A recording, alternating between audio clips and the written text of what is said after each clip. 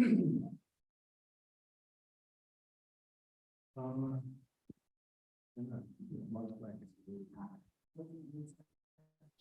going to right. record it Welcome, also? everybody.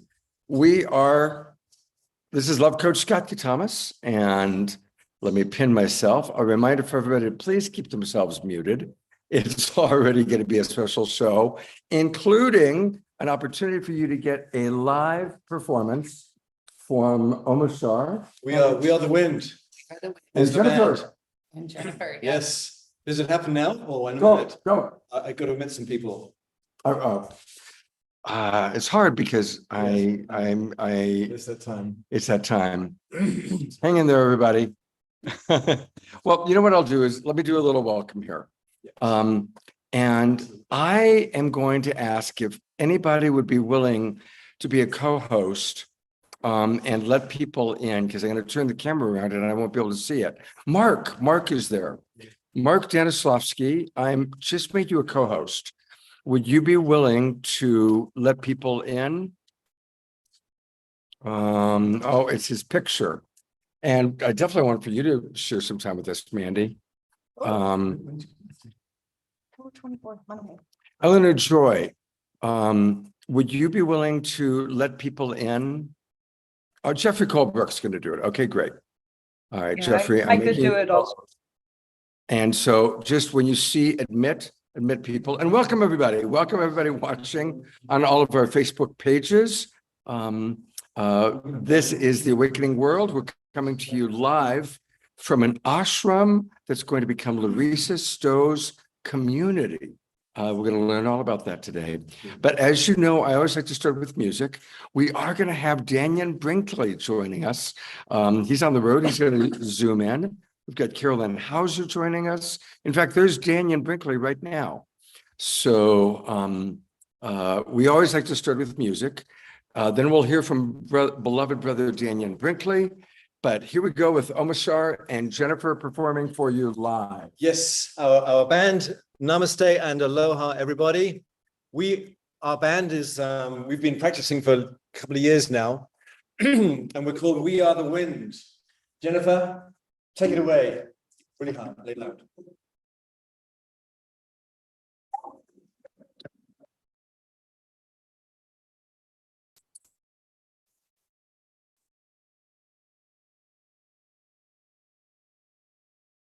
I'm not getting sound. Anybody else having the issue? Sound?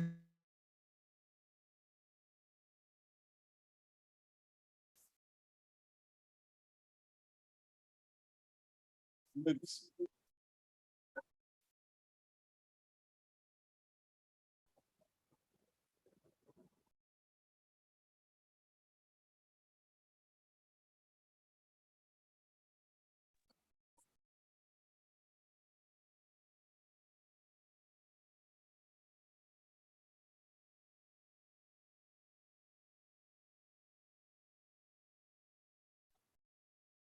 We're not hearing it, but we need some sound here. I think we're all agreed we're not hearing anything. I don't hear anything.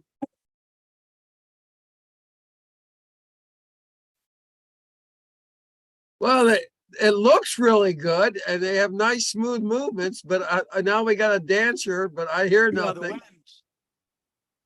We're still the wind. Cicadas are outside. It's a beautiful property. We've been so blessed, really blessed, really blessed. This is a curveball. We didn't hear you, Omashar. We can't hear the music.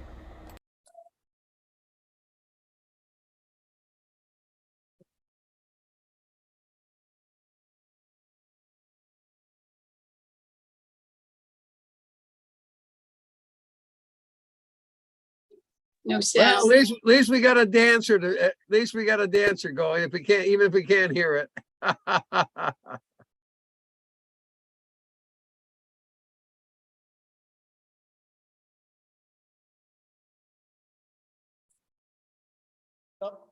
Rock and roll ending.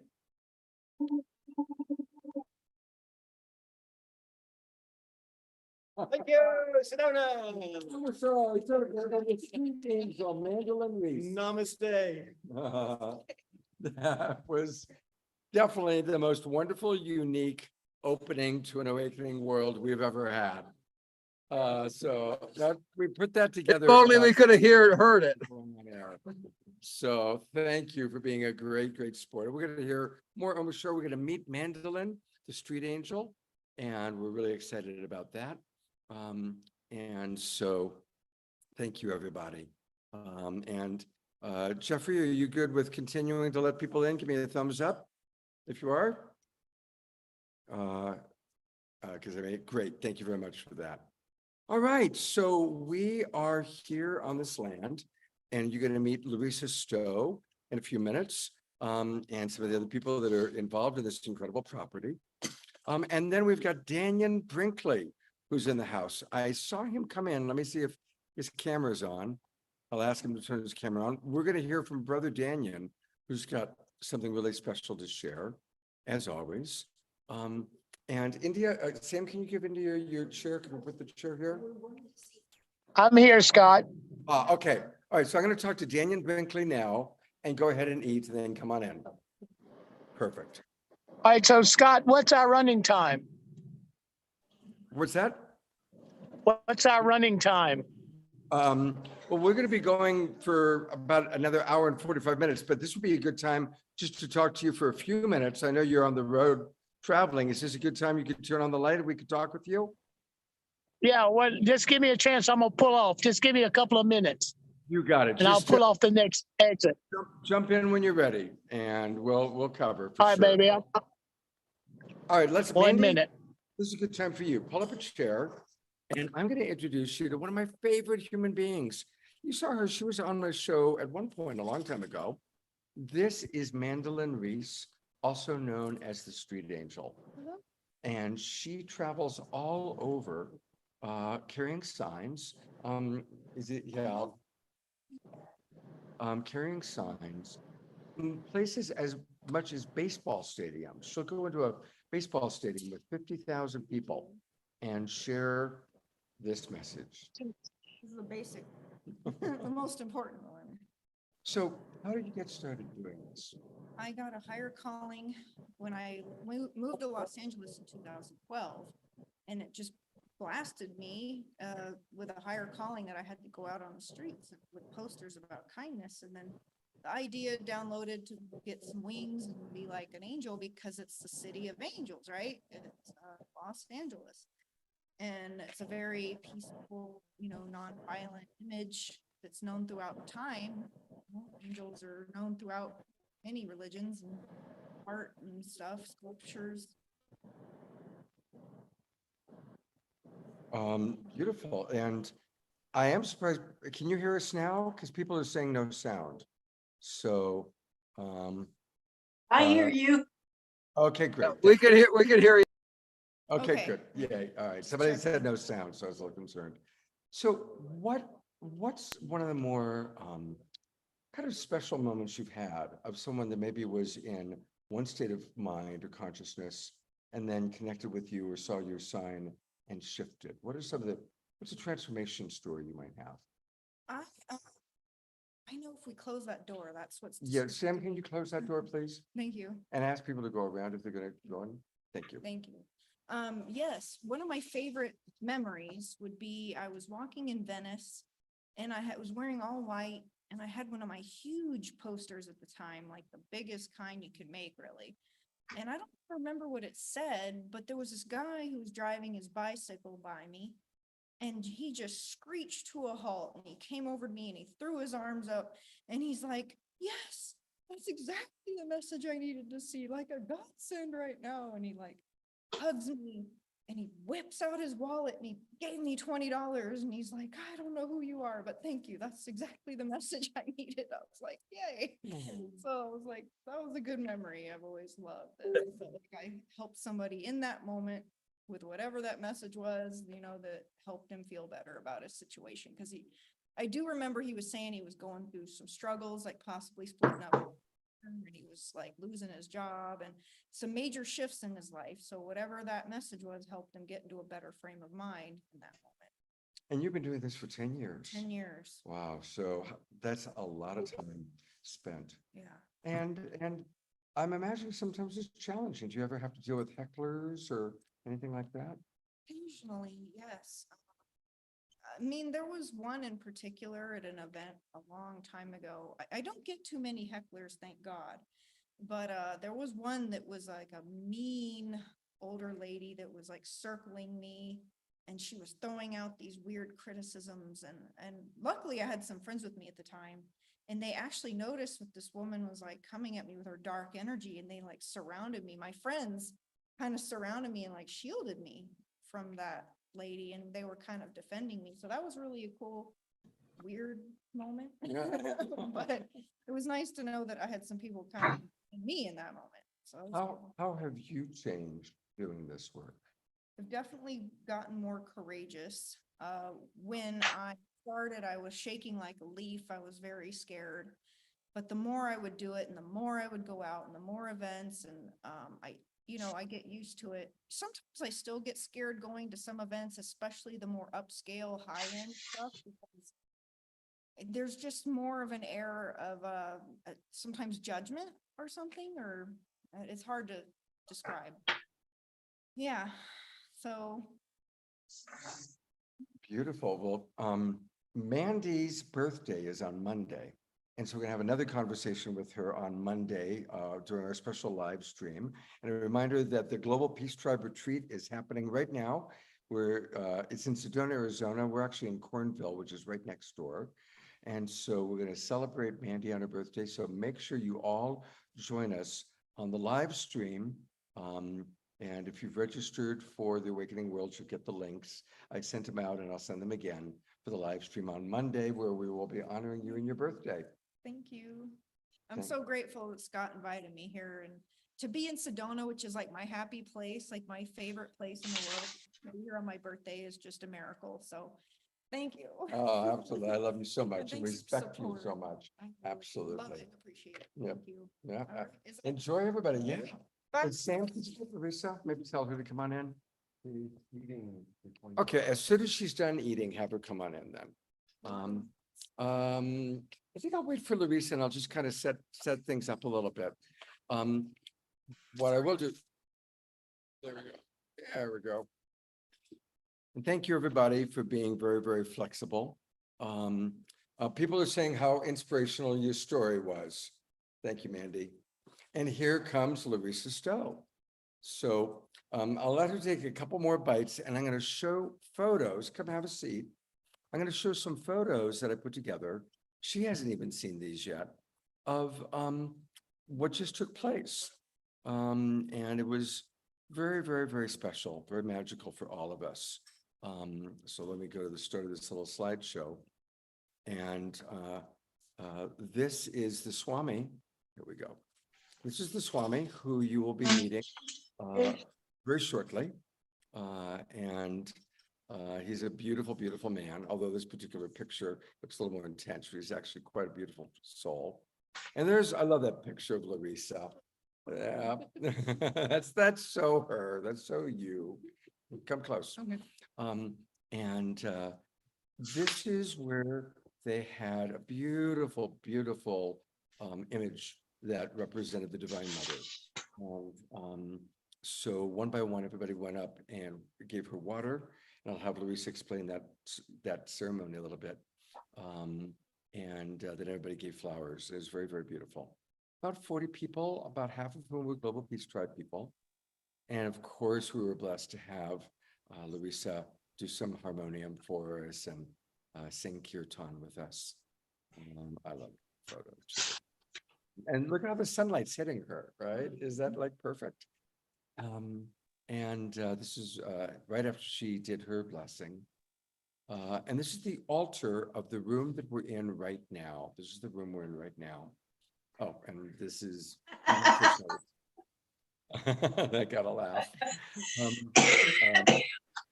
And everybody needs to mute except for Dannion. Dannion will bring you on in about 5 minutes. Take your time. Some pictures from the Global Peace Tribe Retreat, which started yesterday, going for 4 days. And a beautiful crystal bowl ceremony with Pamela Butters. She blew everybody away with her crystal bowls. And this is our view. That is taken from the backyard of the estate where we're doing our retreat. We do a lot of things outdoors, and we also have some indoor rooms where there are classes and healings going on. So there's a little bit of what's been happening. And now live, Larisa Stow and India Prema. Hello. Congratulations. How are you feeling? To be honest, I'm like a little in shock almost because this is such a huge dream. I've had this dream since I was a child. When I first went to Ananda, which I'm actually wearing the necklace of the symbol from Ananda. It's a conscious community. You know Ananda? Yes, I do. It was founded by the fellow who was connected to Paramahansa Yogananda. Yeah. And I saw him speak at the Whole Life Expo. He was a beautiful man. Yeah, yeah. Before he passed. Okay. Wow. Yeah. Like Kriyananda? Kriyananda. Yeah, Kriyananda. Yeah. And so as a kiddo, I got to experience this beautiful property with all these, deeply devotional people that were living in community, and I felt it. Like as a child, I felt like this is what I want. This is what I want to experience. And I knew that I would one day. I didn't know how. It's been a deep dream. And so when this started to unfold, it just, we had to jump on it. And this is 12 and a half acres in Cornville. Beautiful land, beautiful high, the way the clouds were coming through in the sun and that wind. Could you believe at the very end of the ceremony for the mother, this out of the blue, there was no wind the entire ceremony. Big gust of wind came up. At the very end. At the very end. It's like, it was so magical. It was like, okay. Yeah. The mom was speaking. The mom was speaking. Filling us. Yeah. And I am breathing. I'm doing my best to continue to breathe deeply because, this is so big for me that it's like, almost like I can't believe it's here. Yeah. You know what I mean? Because it's been a dream for so long and I've been talking about it. And it's one of those things when you hear somebody talk about something for so long and you're kind of going, I wonder if they'll ever really do that. Yeah, we all know somebody like that, don't we? Like, well, she talks about it a lot, but I don't know if it's actually going to happen, and I know that that's probably how some people might have, heard that, but it's real. And it's saying yes to that larger than life dream and jumping from the heart. That was something I shared with my 1111 group, is that in 2020, I had 3 different grasshoppers, like in 1 week, that appeared. 2 of them appeared in my house. And then I have an outdoor shower. And I was in my shower and all of a sudden one of them jumped on me and I didn't know it was a grasshopper. So I was like, what? Like I screamed in the shower. And then the grasshopper jumped onto the wall in front of me. And where, the water spout was, and it was looking right at me. Like it was looking into my eyes, like me and this grasshopper. And I'm like, okay, this is my 3rd grasshopper, like within 1 week. And so I need to listen. So. And what's grasshopper medicine? Well, that's a good question. Well, there's a lot I could tell you about like what they say the grasshopper medicine is. But for you, it was. But for me, because I wanted to listen what the message was specifically from these grasshoppers to me. So I closed my eyes and went in. And what I heard was, well, we're green. Green is the color of the heart center. And we leap, like we make these giant leaps, right? So it was sharing with me, and I knew that it had to do with the land. I could feel it, like it was specifically about the land. And the grasshoppers were saying, when the time is right, and you will know when it's right, leap from the heart, not from your mind, not from fear, but leap from your heart. And so I was like, okay. And then I remember how in Kung Fu, Here it's they- called a grasshopper. grasshopper, Yeah. right? So I also got the message to remain in the student and wonder, Mm, right? As keep I'm- learning, keep learning. As I'm leaping from the heart, that I don't have to know everything, that to be in the beginner's mind of the student and in wonder, and that it would all come to pass. And that's what I did, what we did. Absolutely. We are And in a very short period of time, that they have gone through the hoops and are continuing to do what needs to be done for this 12 acres. And one of her most beloved community members is India Prema. And you saw on the show, what was it, maybe 6, 8 weeks ago? Yes. Now, as a founding member of this community, what's the vision and what's your experience been like today? Oh, it's been exciting. It's been super exciting. And I was also telling Larisa, I go, I never fully jump into the joy of something until it's like so I'm like, I'm still a little reserved, but it's really exciting, just the whole vision and everything that's happening. And then last night, remember the moth? Oh my gosh, yes. Yep, sitting around the fire pit, 4 of us. And all of a sudden a moth was sitting there and it literally jumped into the center of the fire. And we were all like, oh, and it's like it's like another spiritual quest, if you will, for the journey that we're on right now. And this so Transformation, yeah. like it consciously, like with full consciousness was like, I'm jumping into that fire of transformation. That is incredible. And there's a lot of trust that's transpiring, right? Because when you're having a multitude of people involved, Yes. right? And we're not figuring everything out before we do, we're trusting the process. Yeah. Trusting the process, trusting each other, trusting what's happening here. So, It's huge. It is huge. I want to encourage everybody watching. You're watching this for a reason.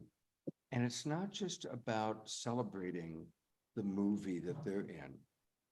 It's about the lesson to trust, the lesson of the grasshopper, the lesson of the moth, the lesson of Luisa in India and their family creating this property, and all requiring trusting inner guidance and jumping in, because that's the time we're living in now. That's the time we're living in. And so I got like this big hit as they were saying, bring it back to the audience. This is for each and every one of you. And we're going to hear from Danion Brinkley in a few minutes. And Dannion has guided thousands of people to the greatest leap of all, leaving their body. And so we're going to hear a little bit about that, right? That's the big leap, right? Like everything else is like practice for that leap. Yeah. The moth did it. The moth did it. So whatever's going on in your lives, think about, wow, why am I watching this tonight? Why is this happening now? And what's the inspiration for me to take a big leap without knowing everything, without having all the answers? You know what? We never have all the answers. Never, never. I've produced 500 of these shows since the pandemic. If I was waiting to have it all together, I'd be waiting for the first one. Right. You just You jump in and, okay, what are we gonna do today? Yep. That leap of faith. So. Heart. So what's a tip or a tool when the very human experience of fear comes in? Or maybe some well-meaning friend trying to stop you? Mhm. How do we manage that? It's listening to the heart, dropping back into the heart and saying, and also acknowledging the fear, rather than trying to push it away. That the tool that I've shared before with everybody that I feel like is the most powerful tool that, Share it again. I use it for myself, I use it with my clients, and I've seen, people's lives change from this tool, which is like the most simple tool in the whole world, honestly. And that is putting a hand on your heart. I'm gonna put my food down for a second. Hand on your heart, hand on your belly, and going within yourself and saying, it's okay. It's okay that I feel. So if I'm afraid, it's okay that I'm afraid. This is going to be more challenging or a bigger, responsibility than I know how to take on. It's okay that I feel that way. It comes and it goes. This fear, it comes and it goes. Like a river that flows through the infinite. And being with that, with the fear rather than trying to change it, and knowing that it comes and it goes and it moves through, just like that creek, like the Oak Creek out there, it just flows through. We don't get attached to it, and allow for what wants to come in to come in, which is, dropping back into love. I noticed that some people were having trouble hearing sound. I went into the audio settings and changed it. Sound just got better now. Okay, great. Yeah, thank you. I almost never use this computer for the show, so. Oh.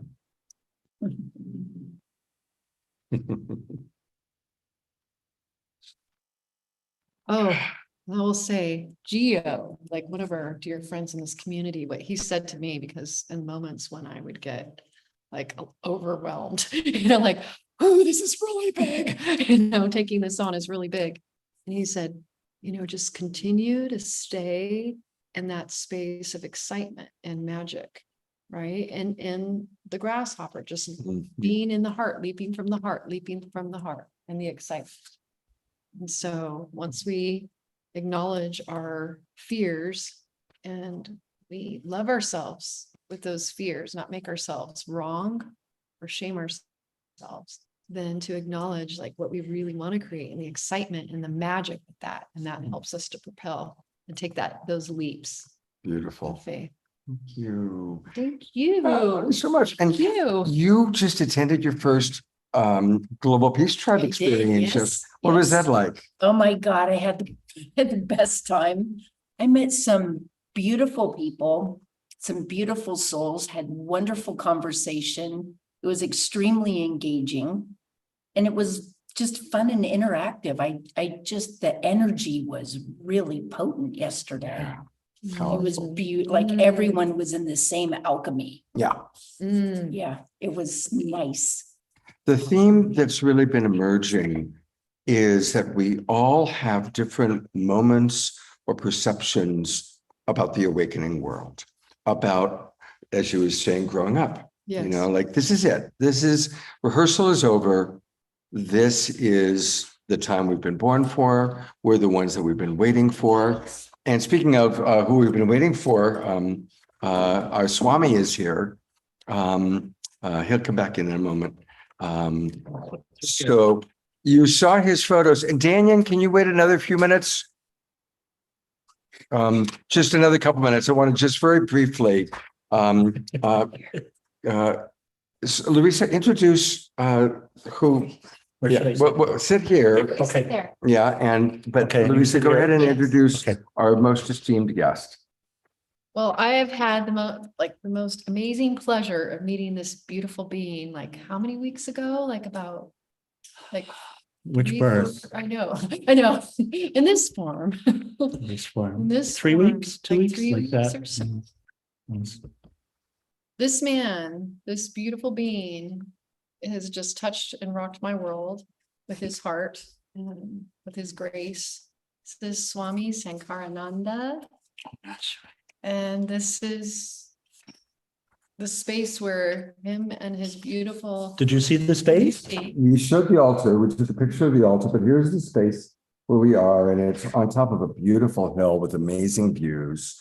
And I showed them photographs from the ceremony today, so they saw, Wonderful. all those photos Wonderful. that I took. So you read, Looking at the faces. yeah, there's a whole lot more. Those are just some of them. Okay. These are all the people, and Oh, wonderful. we're on over 100 different Facebook groups and pages right now. Beautiful. Yeah. So thank you, John and Summer Raymer, for making that happen. The Sign Network. You read a beautiful poem about devotion. And since this is all about Larisa and her family are creating community and devotion to the mother, to Mother Earth, Yeah. and to each other is, I think, a foundation for creating community. So it's so perfect that that's what you pulled and read. And I'd just love for you to share about that, Um, the power of devotion. so from this perspective, e- each of us are devoted to something. As we are devoted, so we are. For most of this physical life, my devotion was to the worldly things. And to be honest, I'm very grateful for that, because that helped me to learn what needed to be learned. But what I'll share and remind us of is that actually we all have devotion. Some of us are devoted to family. Some of us are devoted to an ideal. Some of us are devoted to money. Some of us are devoted to success. Some of us are devoted to ourselves in a limited perspective, not fully understanding ourselves yet, not knowing who we are, what we're a part of, what the indwelling reality of us is. In the same way, I was devoted to money, power, fame. Mm. And so, and people called me successful, and yet it's not real success. And this is the learning. What we want, what we really want, is not out here. It's not some worldly object. It's not money. It's not power. It's not fame. It's not even to get away. We have a feeling in this time that I need to get away from it all. And what we could say is that what we're really wanting to get away from, in a way of speaking, is ourselves, meaning the way that we find ourselves to be triggered, the way that we find ourselves to be caught up and to become angry and judgmental and all of this, and the way that we tend to see others instead of who and what is really here. Freedom for us, for each of us, is knowing our own self, knowing our interconnection with the divine, with the world, with each other, and with the absolute, with the ultimate, whatever name we use. The name is irrelevant. And so as we learn and grow, and all of us here are learning and growing, as we learn and grow, we begin to discover naturally that what I was devoted to was the wrong, incorrect focus for my devotion. And ultimately, we get to the place where we realize what I wish to be devoted to is that which is unconditional love, that which is peace, that which is joy, that which is the light, that which is eternal life. That as we discover ourselves, as we discover more of this situation that we're in, this is ultimately what we want. So what we say is, okay, fine, we will be there. Let's get there soon. Let's not wait another 1,000 births. Let's get there soon. And what is the way? Ultimately, devotion is the way. Ultimately, devotion is the way.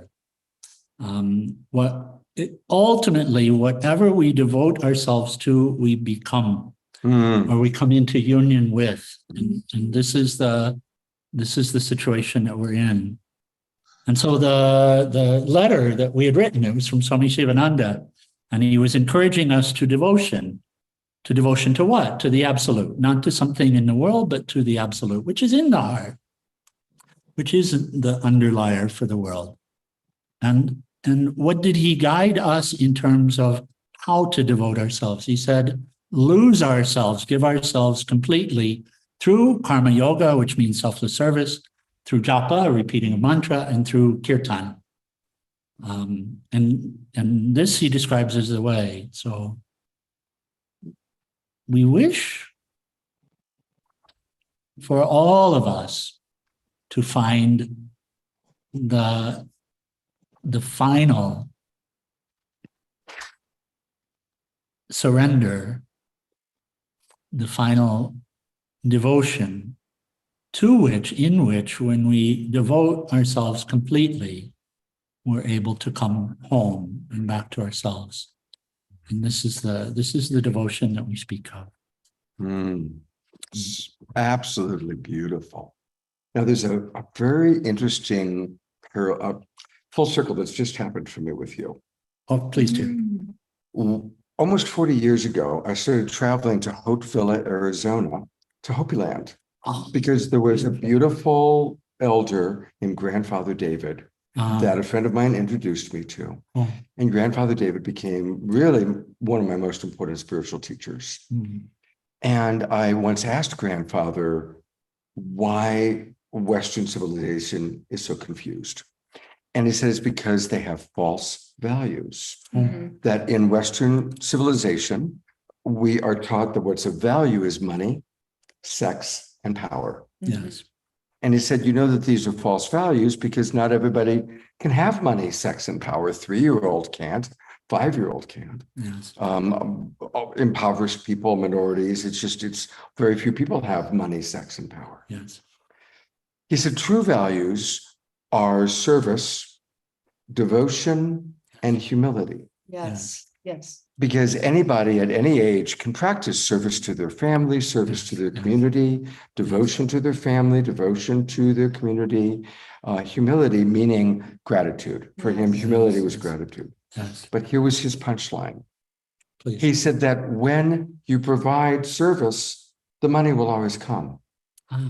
When you are truly devoted, you'll have the greatest sex in your life.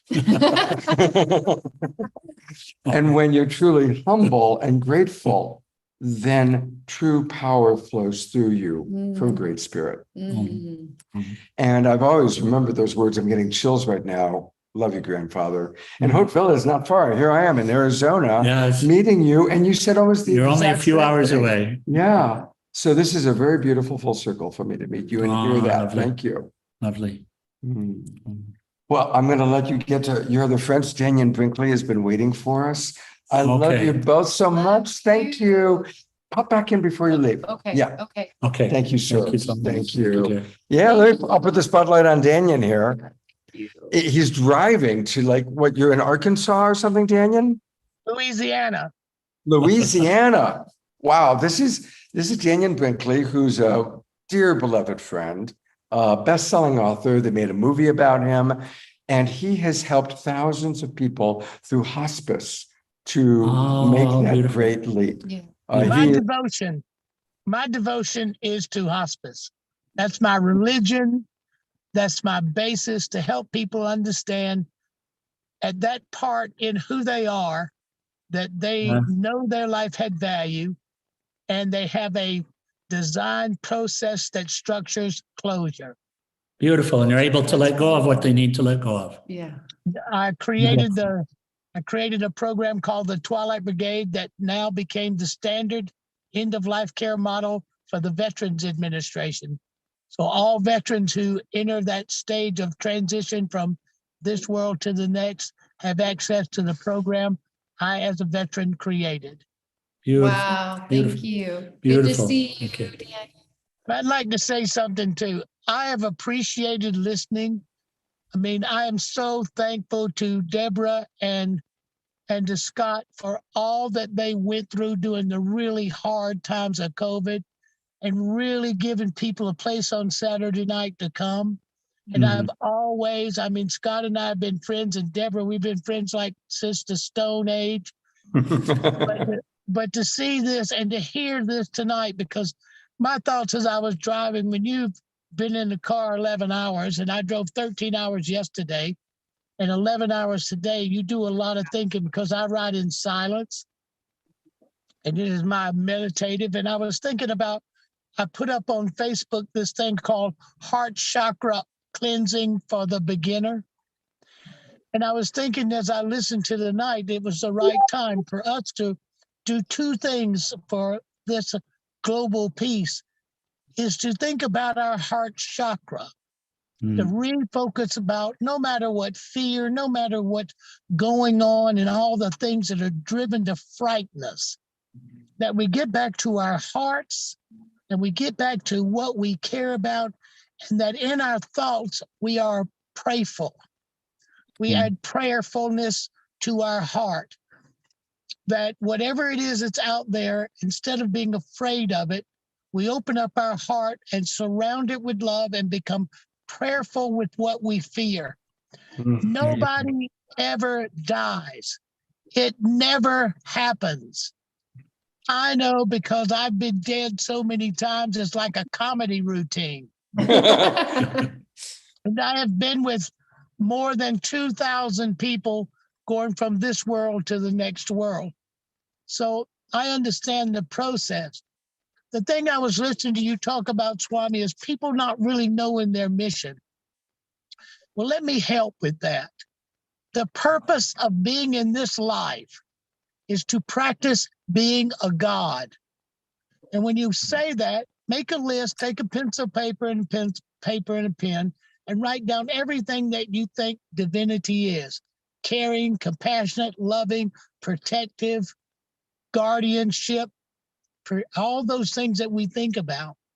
And then when you look at that piece of paper, think of how many times per day do you get a chance to be one or more of those things? The answer will be all day, every day. So now we know what the meaning of life is, and its purpose is to practice being a God. Then second, there is another side to the meaning of this life. To figure out how much stuff we can figure out how to get ourselves into, because we as spiritual beings think we always can figure out a way to get out of it. So when you start to wonder how in the world we got ourselves into so much crisis and problems, the only answer is we did it. And together with our heart chakra and a prayerful attitude toward what we fear, what we love, what we hope for, what we pray for, and what we will to come into existence becomes that gathering point. And Scott, you and Debra, I watched this for all these months, and what you guys went through to come and culminate, to create now a movement that has in a beautiful place in Sedona is one of the most perfect places to be heart chakra driven and prayerfully open. So thanks for always letting me participate and to be a part of this when I can. And I pulled off the road because I want to feel the love and send the love to all those people who've been a part of this through all those months, and to know that I love them and to feel what I listen to you guys talk about on Saturday night, well worth the moments. Oh, thank you so much, Dannion. Thank you for pulling over and blessing us with your presence. And people are writing in the chat box, you can't see it. We love you, Dannion. We can never get enough of Dannion, all of that. Anytime I can be a part of moving this forward, I'm for it. And for everybody in the family, I love you guys with all my heart. And keep your heart open now as this world gets crazy, and become prayerful, because we can prayerfully organize and unite ourselves in the conversion of it, because it is the center of our heart that is the power. Go to my Facebook and look up it's really funny. It's called Opening and Cleansing the Heart Chakra for the Beginners. And it's really funny, but it covers a lot of really cool areas, everybody. And since it's all live on Facebook, that Facebook, I don't know which one of those Facebook things it is, but if you just look it up, it's there. And I appreciate you, Swami, and these two lovely ladies and this program that comes together. And I'd look forward to coming there. I wanted to come with Scott, but I just couldn't pull it off, and we couldn't work it the way we wanted to. But everybody, I love you. I appreciate you. My heart chakra is open to you, and I'm prayerfully surrounding each of you with my love. God bless you. God Thank bless you, you, Dannion. Have a wonderful drive. Absolutely awesome. I'm going to New Orleans for breakfast and then home to South Carolina. All right. Have a good breakfast. Have some French toast. I shall. Love everybody. And thank you. And Scott, you and Deb, thank you for the first gathering. I hope to be a part for years to come. Absolutely. You will be, for sure. And people are saying so many wonderful things. How awesome you are. Wishing you love. Ayada says that she appreciates the qualities of the divine that you, put out there for us. Noel sending you a big bear hug. So a lot of love coming your way. Drive carefully, partner. Bye. Love you guys. Bye-bye. Love you. Oh, I love our Global Peace Tribe. I really do. Thank you both Yeah, so thank you, much for Scott. your time. Is there any chance Yummy. before you leave, you could bring harmonium and do a little, is that possible? Perhaps. Perhaps. Yeah. I won't count it, but if you feel that would be great, because we don't have music. Oh, okay. Yeah, I'm gonna play a video right now, but if possible, possible. Yeah. Thank you. God bless you. God bless you. So great you got to meet. Oh my gosh, what a beautiful man, and what a full circle for me. Grandfather David. All right, see you. Much love. Well, thank you, everybody. That was pretty special. And since we don't have other live musicians, thank you. So here's the Facebook link that Dannion was talking about. Thank you very much, Tarina, for finding to get. So if you just go to Danion Brinkley, there it is. And I guess that's where you'll find you will find what you need. Hang on 1 second. All right. And we're going to hear from Carolyn Hauser in a moment. She's quite special. And welcome, everybody. I do have a video that I want to play. One of our favorite musical artists is Johanna Beekman. And I love the Beatles, but I always have, as I've grown up and matured, I've learned that all you need is love isn't quite true. It's do everything with love. Do everything with love. And I talked to Johanna about that. I see Jeffrey's applauding. And she agreed to put a song together with my idea of do everything with love. And we put together a montage of some of our wonderful friends who've been on the shows. So here we go with do everything with love. Love, love, love, love, love. Love is everything. Love is everything. Love, love, love, love, love. Love is everything. Love is everything. Yes, it is. Oh, thank you, Johanna. Isn't it fun to see all of our friends? I put Jeffrey Colbrook, I put the spotlight on you since you are always leading, you and Eleanor Joy our dance partners and always get things going for us. So thank you, Jeffrey. All right, so I'm going to put it on you for a moment, Omashar. What stood out for you in this conversation and in this day so far? It's just witnessing the miracle of letting go and letting things unfold. And it was beautiful coming to Larissa's the land blessing, because I was just in the kitchen a moment ago behind this door here talking with Swami, and he said, so what brought you here? And I said, well, we're a part of the Global Peace Tribe and we came for the land blessing. And I said, for the changing of hands of the land. And he said, well, actually it's still in the same hands. And right there is the nutshell. He was saying, maybe a different form, but it's the same hands of the beloved looking after the land. And so that was really profound. That was my kitchen conversation with the Swami half an hour ago. Wow. So that was really beautiful. What a lovely man. What a beautiful man. Yeah. He really is. And he's got a lovely group of people who are around helping and supporting. Phenomenal. Really lovely. Yeah. How's your experience of the retreat been? My experience of the retreat is just expanding. I'm relaxing into it. It takes me a little while to integrate with other folks, and I find myself. It's kind of like the sister not wounds, but what Krista and Nicole were talking about. Mm-hmm. When you come up against all these different reflections, you see parts of yourself maybe you've been covering over, but because we've chosen to be in this journey for these 4 days, we go, well, I'm just going to surrender that. And what it's done is just cleared my mind, my more and more and more. And as a result, I feel more eloquent, more able to speak. clearly. What, what else can you say, really? It's just, I feel that I have the permission to speak without filters. And so it's really, really helped me from that perspective. Now, do you want to try and pull off another musical number? You mean a flout number? Well, it would be much the same as it was before. We could. I was thinking of. All right, you know what we can do? Here's Carolyn, who's our next presenter. So while Carolyn is presenting, I'm going to see if I can pull up one of your videos. Yes, And you're suggesting Kingdom of Gold. I think so. Okay. Up and here comes. Oh, look at that! Show our audience. Look at this beautiful bug.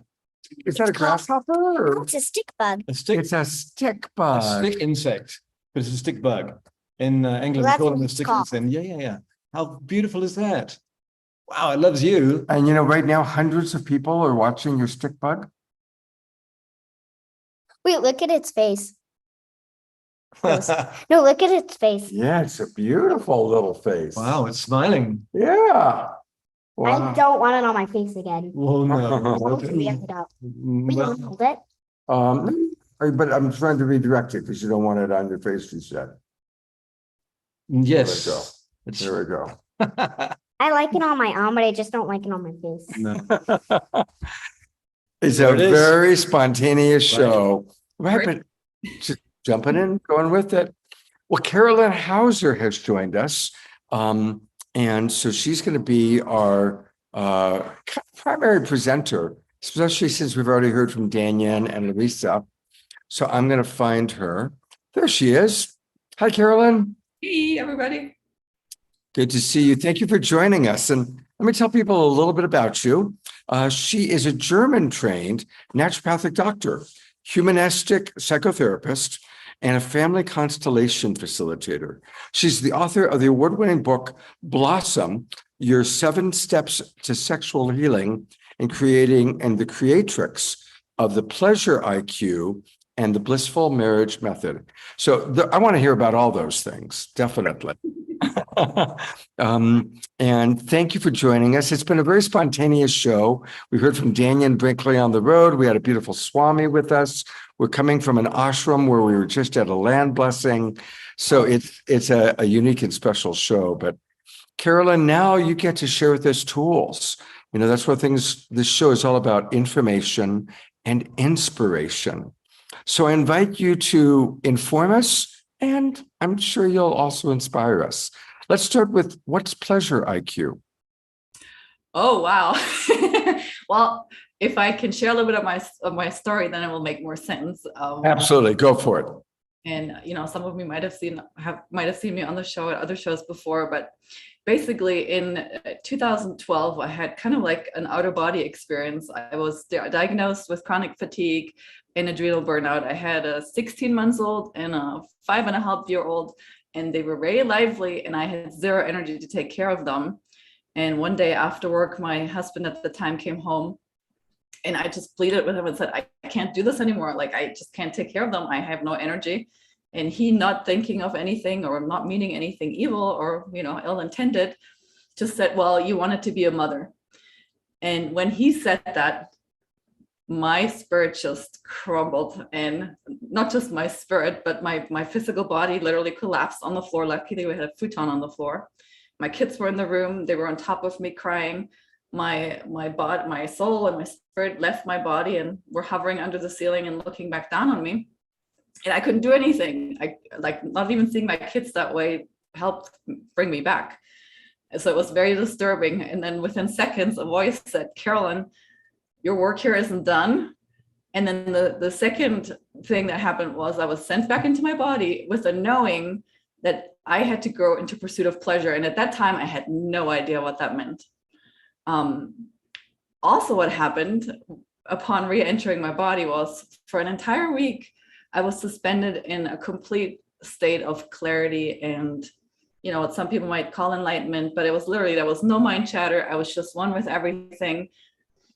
I was living in a pretty shady neighborhood, and I realized how much fear I'd had of the people living there. And during that week, I would smile at people, I would start conversations, I would feel safe, and my whole world was completely different, basically. That week ended, and my ex and I got into a fight, and I plumped back down to earth, basically. But from that moment on, I went into the pursuit of pleasure and trying to figure out what spirit had meant. And essentially through just going on a journey and trying to get back to the state of non-resistance and complete oneness, what I realized was that for the most part in my life, I had made decisions based on what other people wanted or based on my conditioning and not really followed. I mean, I had followed somewhat my inner guidance, but not really to the extent of feeling in my body, being in my body and really feeling what was right and true for me. And so now the definition of a pleasure IQ, or the definition of pleasure IQ, well, first of all, I think that we all need to develop a new kind of intelligence, and it has to do with pleasure, and not just the kind of pleasure that chocolate gives us or sex gives us or shopping, but the kind of intelligence that gives us, that's connected to the true pleasure that comes from being in your body, living your purpose, being of service, like those real things, right? The real things that bring us deep joy and bliss and gratification, not just instant gratification, but sustainable joy, basically. And so the definition of a pleasure IQ is one's level of ability to allow pleasure or this good feeling, fulfilling feeling in all areas of your life. And a lot of us, we have a lot of programming around working hard, surviving, not being in pleasure, me included. I'm from Germany, so I came with a bunch of really bad programming around fun and joy and that kind of stuff. So I don't know if that answers your question, but. It brings up a lot of really good things. Thank you. In the last thing you said touched me. My wife, who passed away, was German. She was born and raised in Germany. Her father had been a member of Hitler's Youth Army. And so she was suffering from what is known as the German problem, where there was just such a huge collective guilt and shame that the idea of pleasure, forget it. I mean, happiness, pleasure, no, just, so thank you for sharing that, because that was a big part of her life's journey, was learning to experience and receive pleasure. And as we were talking, there was another thought that came up. There's some words, like if we hear the word happy, that's neutral. Children are happy. Everybody's happy. Everybody's allowed to be happy, right? But pleasure, I think for most of people, there's kind of it's kind of naughty. Like I'm having candy because it brings me pleasure. I'm having sex because there's sexual pleasure. There's almost a puritanical inherent, is this okay, that goes with the word pleasure. And I never thought about that until just now. Yeah. And so, I really want to redefine it and help people redefine it, because we have bought into very shallow forms of pleasure, right? And that could be a whole nother topic on how consumerism really keeps us stuck there for the instant. So instant gratification is one kind of pleasure. And then there's like deep, true, soul fulfilling joy. That's a different kind of pleasure, right? And so I'm helping on educating people and redefining it so that they can have a much more fulfilling life and not just go to work so they can buy stuff, so they can have this instant gratification kind of pleasure that always costs money, or for the most part, whereas this other, and not that there's anything wrong with money, but this other kind of pleasure that we can naturally have has much more to do with true connection, to ourselves, to spirit, to other people, things like that. And when we know how to do these things, it also puts us more into our own power. I mean, that's been my story. So, to finish the story, I went from being basically in a very unhappy marriage. We were facing bankruptcy. I was very, very sick. So all kind of areas in my life were very much on the bottom. And what I partly realized was that part of why my whole life was in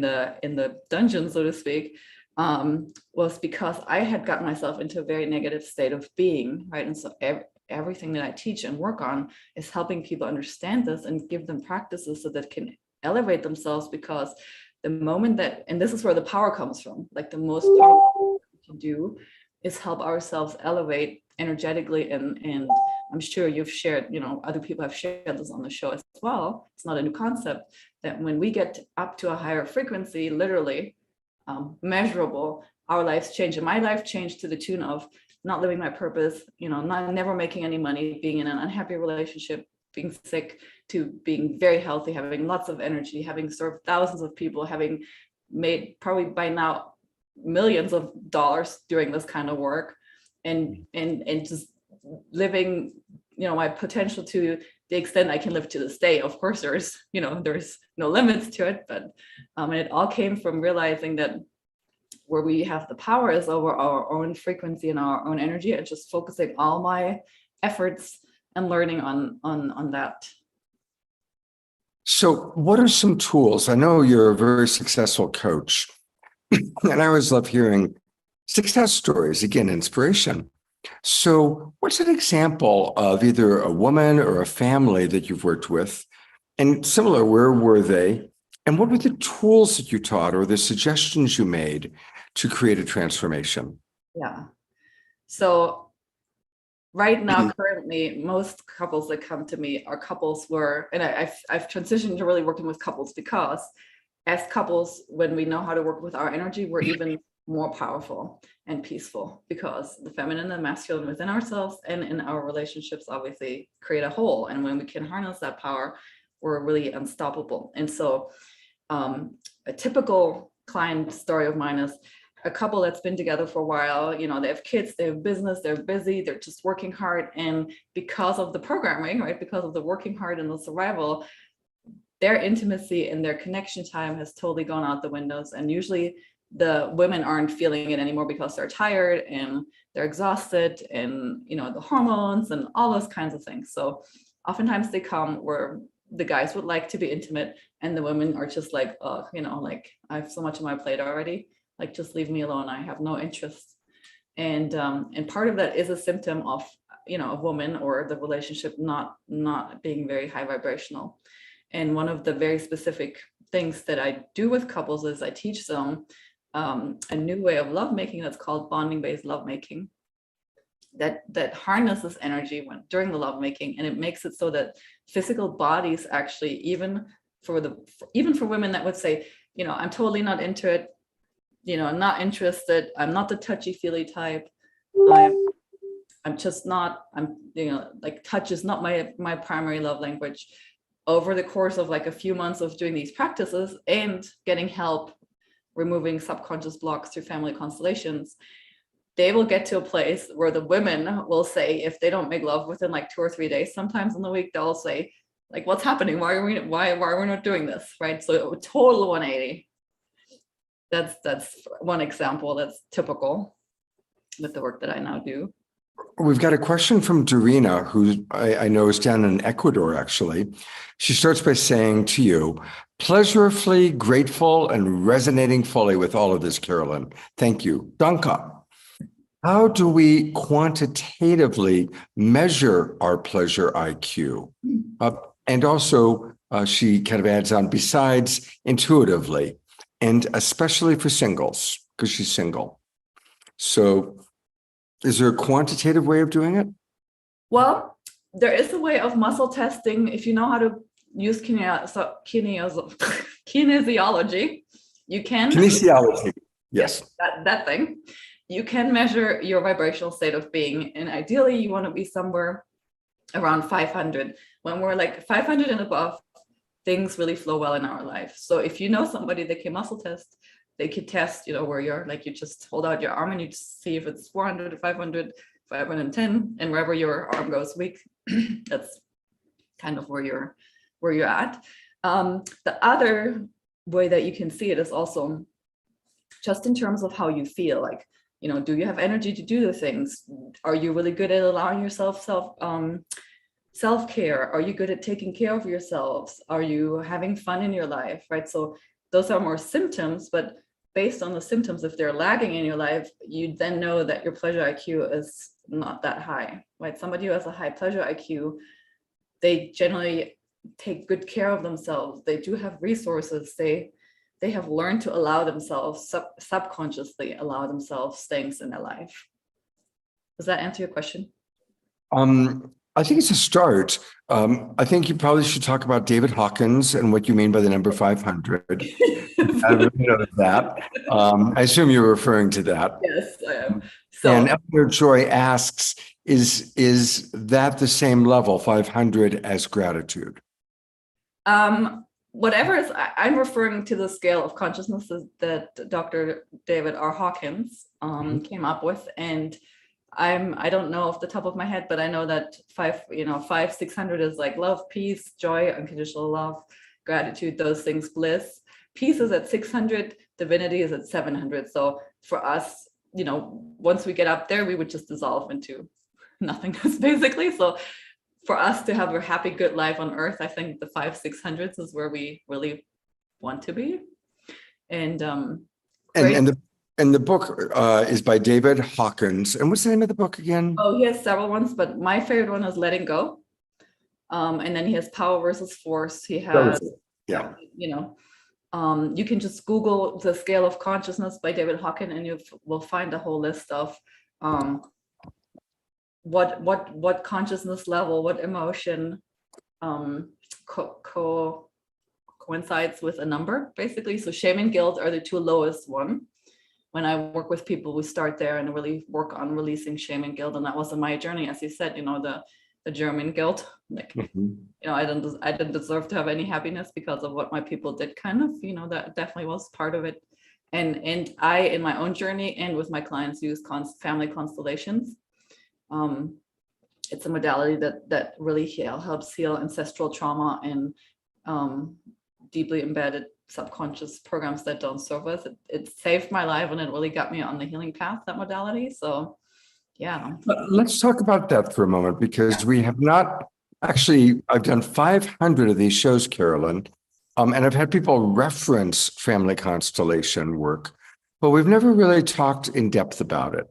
So pretend that we know nothing about family constellation work, because you would be a great person to really help educate our audience. Yeah. I've done it for 24 years, and there's still no good way to explain it. I will do my best, but the best way is really to experience it. So I will share my first experience with it to give you guys kind of like an idea of what it is. I was severely anorexic and bulimic from age 10 on. My mom found family constellations when I was 20, so 10 years into my addiction journey. And at that point, my prognosis, or my chances of survival were actually 5%. So I had a 5% chance to live till I was 30 at that point. And I was really, wanting to get better, and we had tried everything. So my mom invited me to this workshop. It was a weekend workshop. There were about 16 people there. I didn't know any of them. They didn't really know me. Everybody had some issue, from, relationship issues to cancer to me with the eating disorders. And as the days went on, people would just raise their hand, and the facilitator would ask them to kind of just share 2 sentences about why they're here. And then the people would start picking people from the audience and ask them if they would be willing to represent, and place them in the room.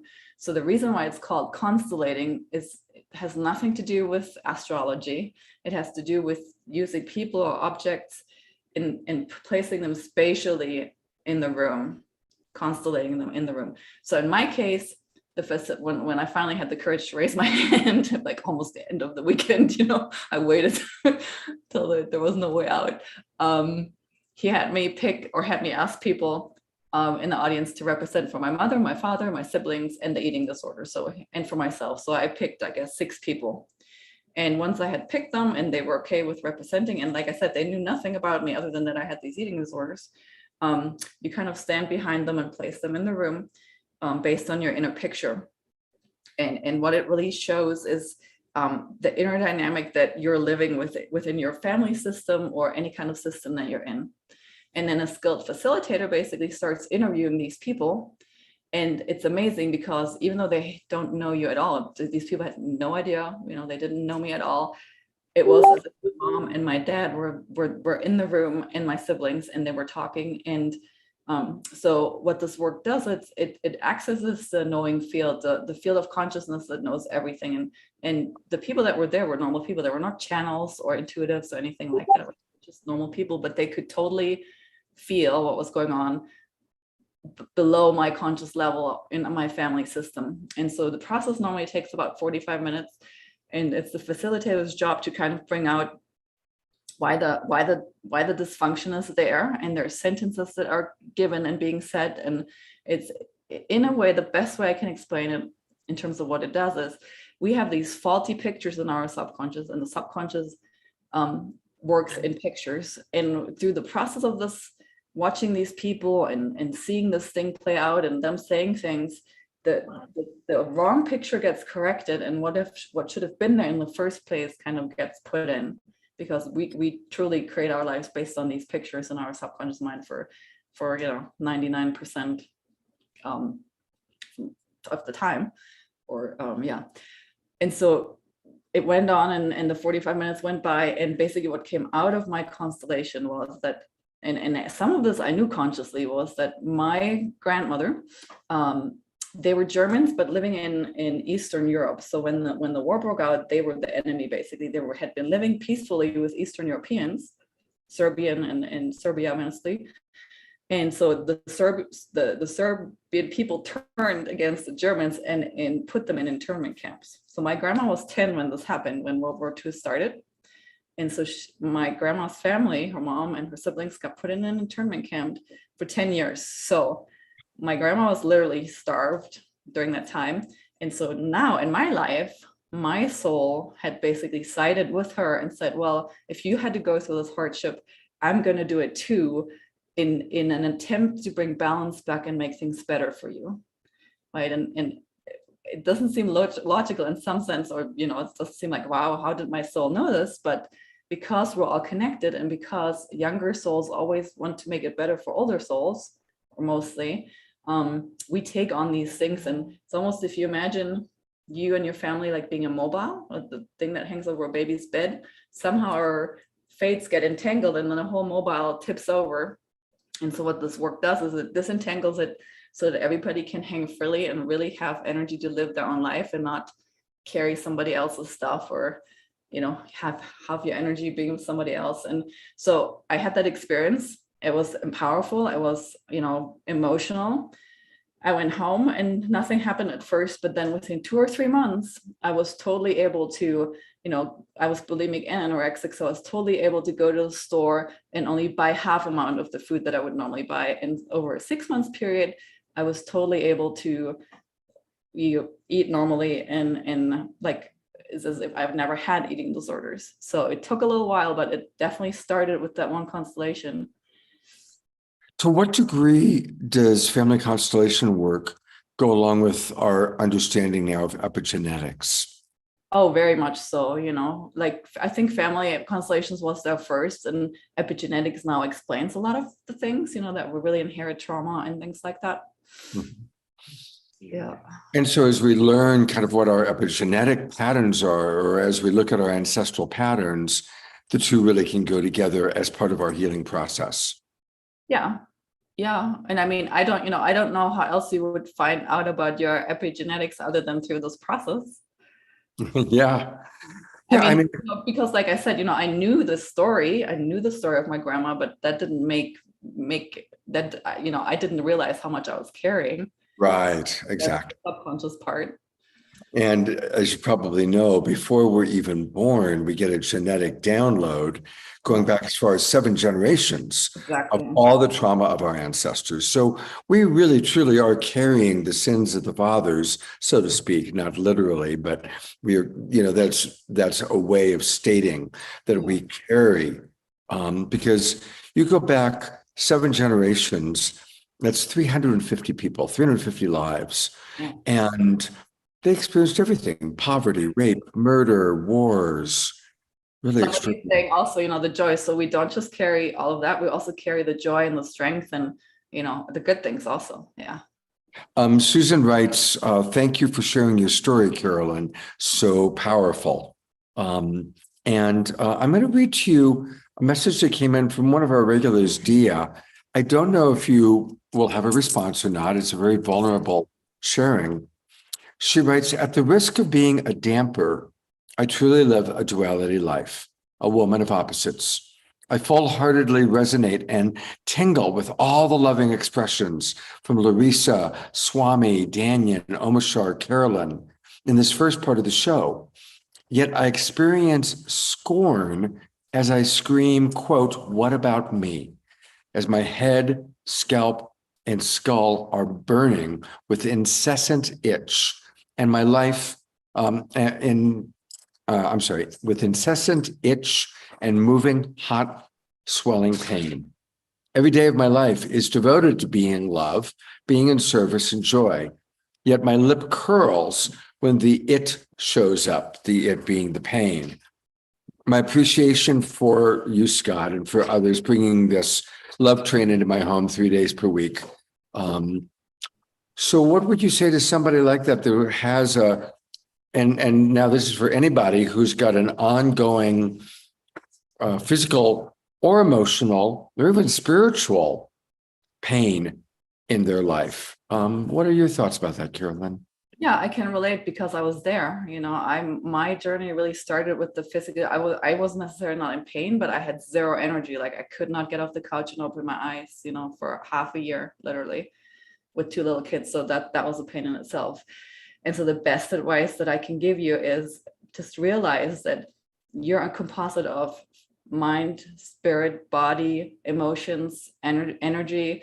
So there's the energetic, there's the emotional, there's the spiritual, and there's the physical. And in order for you to get better, you need to be doing things for all these 4 levels. And this is where most people fall short. They'll be super spiritual, or they will super into like the cleansing and the juicing, but all these 4 levels need cleansing and healing and support, because all these 4 impact your vibrational level and levels. And in my own journey, being completely plant-based, mucus-free diet, total game changer on a physical level. You can look that up. Dr. Morse on YouTube is one of the leading experts.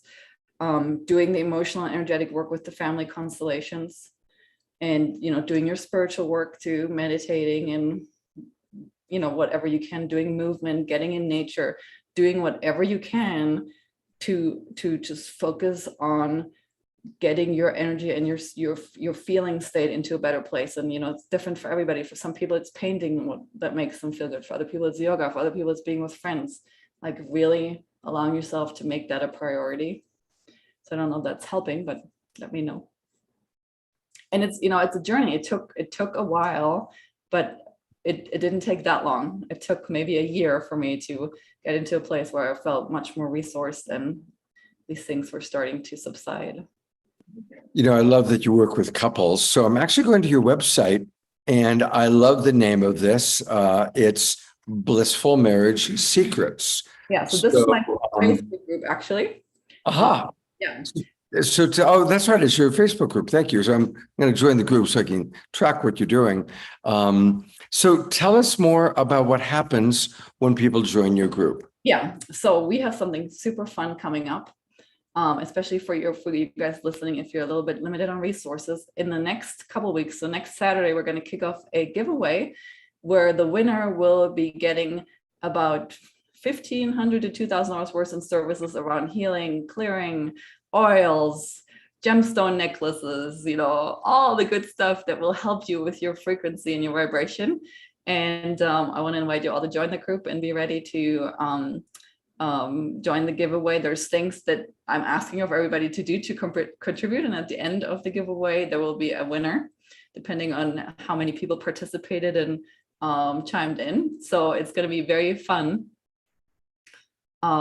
And that's my main focus right now, is just creating community and having lots of resources in that group to really help women and men, obviously, that are connected to these women to get up to a higher level and into a better place. Beautiful, beautiful. I put what you had written and sent to me into the chat box, but I'm going to put it in one more time. And for anybody who's watching on Facebook, and that's really where most of our people are, most are watching on Facebook, what's the best way for them to reach you? So the Facebook group is creatingablissfulmarriage.com. If you type that in your URL, and the URL, you will get there. And then just my name, Carolyn Hauser, on Facebook. And also my website is all just my name. Great. It's the easiest way to find me. Thank you, Carolyn, for the wonderful work you're doing, the wisdom you're providing, and for being with us on our show tonight. And if you stick around for a little bit, we've got two wonderful things happening. Mark Danisovsky is going to make his Awakening World debut, playing music. And while we were talking, Larisa Stow responded to my request, and she is here with a harmonium. So I feel like Christmas just came early. So, but I put the spotlight on Mark. We're going to listen to him for a little bit, and then we'll conclude tonight with harmonium and kirtan with our beloved Luisa Stowe. That's how we will conclude tonight. And again, thank you, Carolyn, for being with us. My pleasure. Thanks for having me.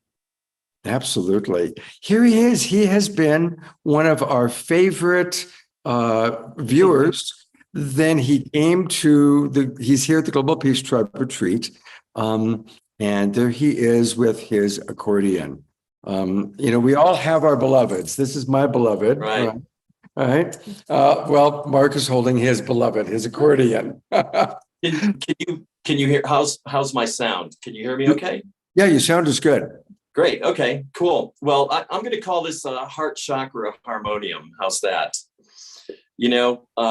I've been working, I work as a professional musician, and I do all kinds of styles of music. And one of the problems and also blessings is you become identified as that person. I play French music, I play Italian music, I play tangos.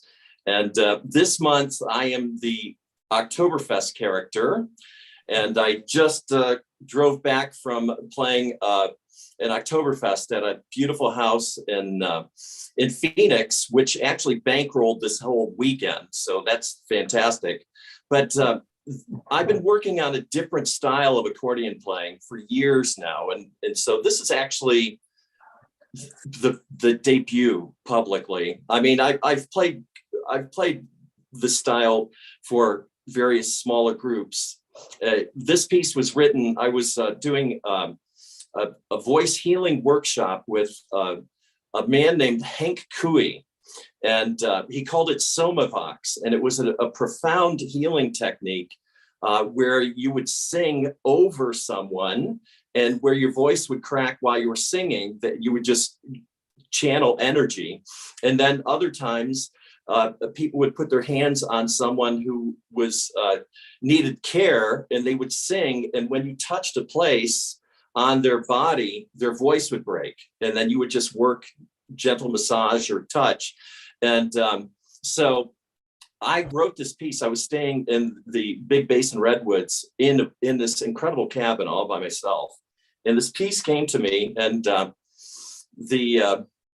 said, can I play for the closing night of this? And the Dutch guy thought I was going to play a polka. So he was a little scared, and then he was pleased that I played this piece. So this is my heart song to the big trees. So, which watch us and learn everything.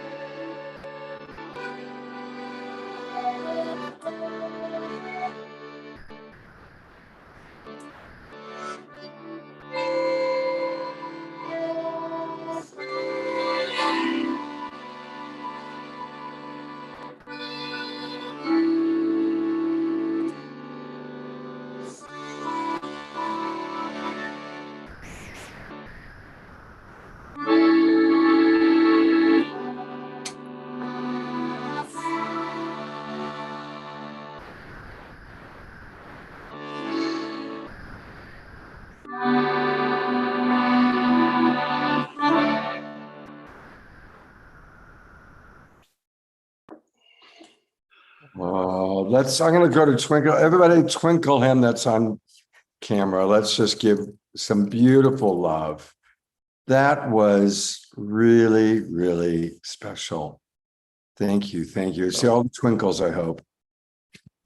It's nice to be in, I'm in a Hobie-owned hotel, Mayapki Inn, literally 5 minutes away from where the retreat is happening. So it's been cool to be here. It's been cool to put some money into the coffers of the Hobies, and it's just been such an honor, you know. And talk about karma yoga, you know, I'm going to say this to you, Scott. You helped me, and you helped so many of us through COVID, because I'm a performer. I was stuck. I'm always booked, you know, and I just want to thank you. And so I brought the PA. I'm here to help. And I'm just so pleased that I could give something back to you. Oh, it's beautiful. You know, watching just the way you love that music. I mean, watching you was as beautiful as listening to the accordion itself. You know? Yes, your joy, like you were just permeating just so much gratitude and love. Well, and joy. Really, really fun. So beautiful. I'm going to be playing with Peter Sterling tomorrow at the music festival. And so I'm looking forward to that. So I recorded a couple things with Peter. So over the years. Love Peter. Since Omshar is here with his drum and flute, Mark, do you want to share what you shared in text about the challenge with the flute? Yeah. So on Scott's computer, if he's just turning it over, there's background noise suppression in Zoom. That's got to be turned off completely, because literally we didn't hear one note that you played before. So that's a setting. That's a setting in Zoom. So there's various levels. So you have to go to audio. Okay. And, So Sound on instead of off right there. Okay. That's one thing. right. I see. I never use this computer. Right. Yeah, I see it. Come on, take off. Yeah. Come on. Is that changing? All right, let me go into the settings. Let me do it this way. Hang in, everybody. We're gonna get this together. Okay, so I'm imagining suppressed background noise is at high. Take it off. That's why. Take it off. Yeah.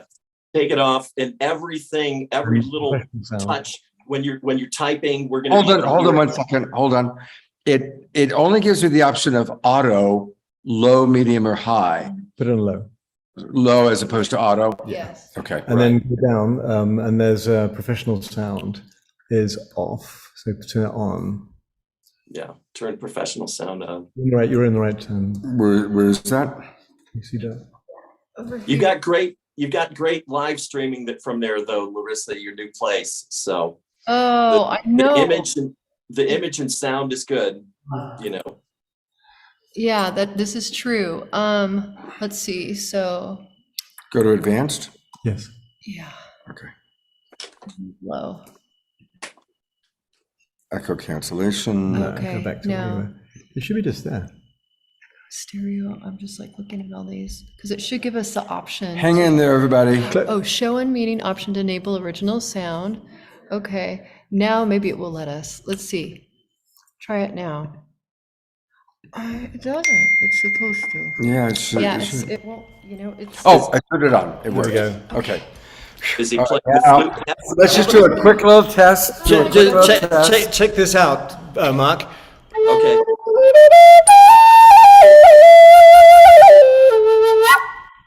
If you back off like 1 foot, right now it's over modulating a little bit. Perfecto. All right. Okay, and we have beautiful Swami blessing us right here, actually. Mark, thank you so much. You are a gem. We will see you at the retreat and at the music festival tomorrow. Thank you. Okay. Yeah. All right, I'm turning it over to Omashar. Well, actually, we're turning it over to Larisa. Together. Together. Yeah, that's right. Are you going to sing as well? Yes. Okay, we'll do a jam to start with, and then I'll stop, and then you can sing. Okay, And perfect. then bring me in for. And I've got it so we can see Swami in the background. Move closer to Luisa. There we go. All right. Yay.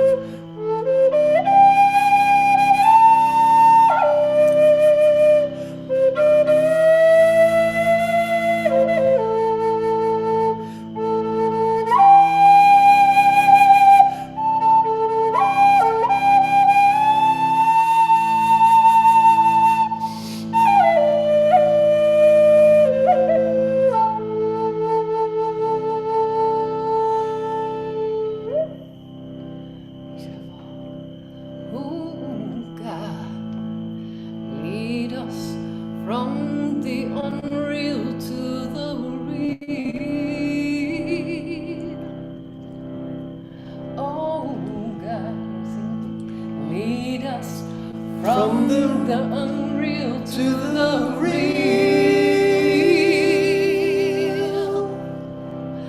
Oh God, lead us from darkness to light. Oh God, lead us from darkness to light. From death to immortality. From death to immortality.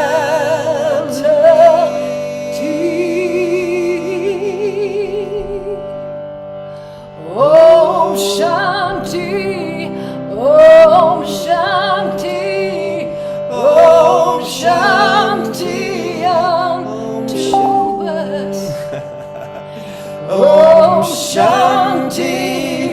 Om Shanti, Om Shanti unto us.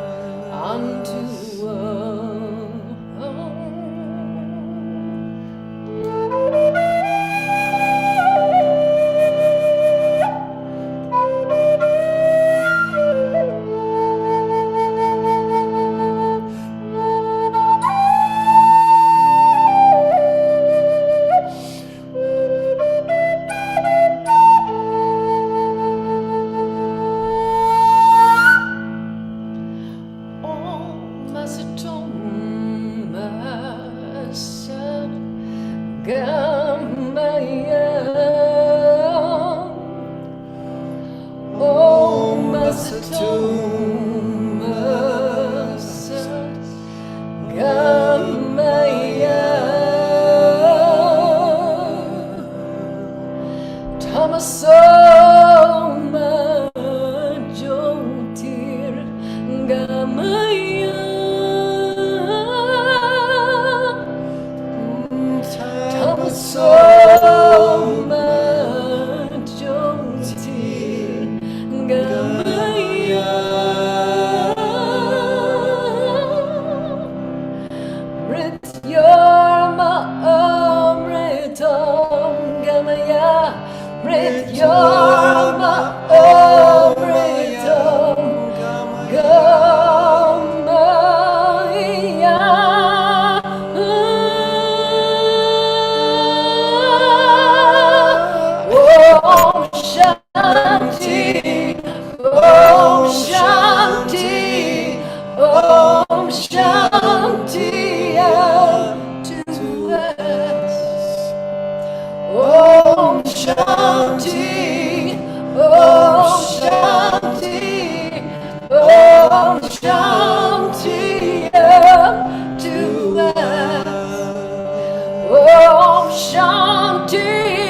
Shanti, Om Shanti,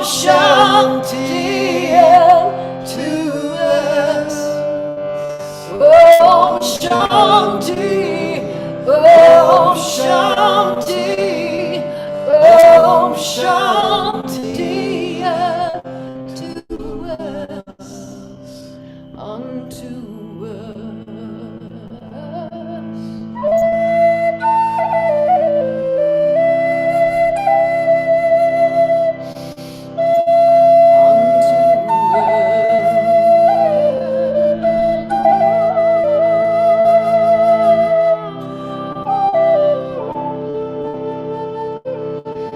peace to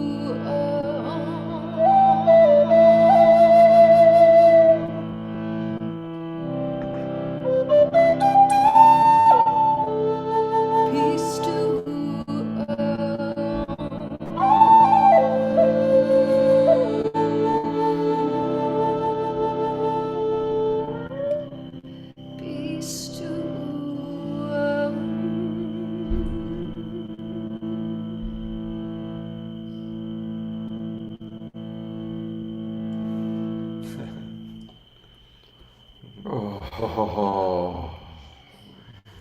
Let's just stay in silence for a minute and stay in that vibration.